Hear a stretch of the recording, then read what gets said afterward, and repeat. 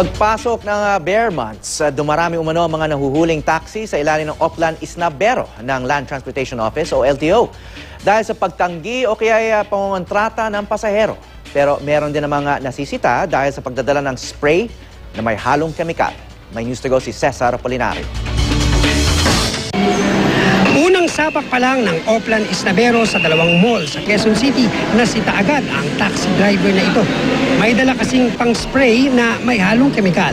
Ayon sa LTO, may mga natanggap daw kasi silang mga reklamo mula sa mga pasahero na umano'y nahilo at nawala ng malay sa loob ng taxi at ninakawan pa. Kasi ito, ginagamit lang namin ito pag may mga nakakagang isda na medyo umaamoy. Amoy, tapos pero hindi naman wala namang epekto sa pasahero ito. Hindi ito yung inaano ng LTFRB, yung pinagbabawal. Hindi ito. Nang makumpirmang panglinis at pabango sa kotse ang laman ng spray, sinabihan ng taxi na ilagay ito sa compartment. Maya-maya pa isang taxi naman ang nasita dahil din sa lalamig ng spray. Sky na natin dahil maraming gumagamit ngayon ito na yung nagpapahilo sa mga pasahero. Makatulog ang pasahero, pag nakaamoy sila, na-sprayan. So, security reason, pumiskahin na lang natin. Hindi natin masabing positive dahil tayo expert dito. Dahil duda ang mga otoridad, kinumpiska ito para ipa-examine sa laboratorio. Kinuha rin ang pangalan at contact ng taxi driver. Lalo na pag may batang kasama. Yun, hindi po sigurado, kaya lang wala naman kami magagawa. Ito lang yung way namin para makauwi.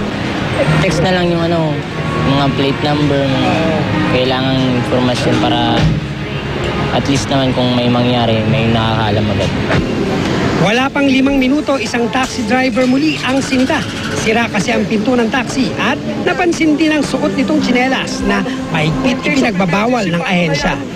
Nadiskubre ring illegal ang dokumento ng driver kaya kinuha ang lisensya nito.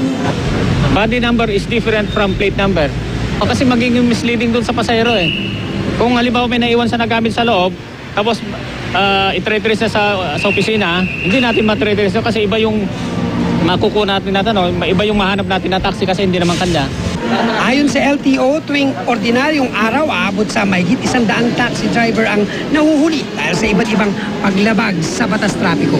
Pero pagpasok ng bare months, lalo na ngayong Disyembre, doble o triple raw ang bilang ng nahuhuli sa buong Metro Manila pa lang.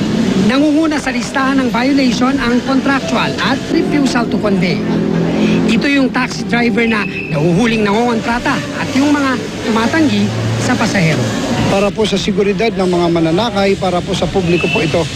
Serbisyo publiko po itong LTO law enforcement natin. Cesar Apolinario, GMA News.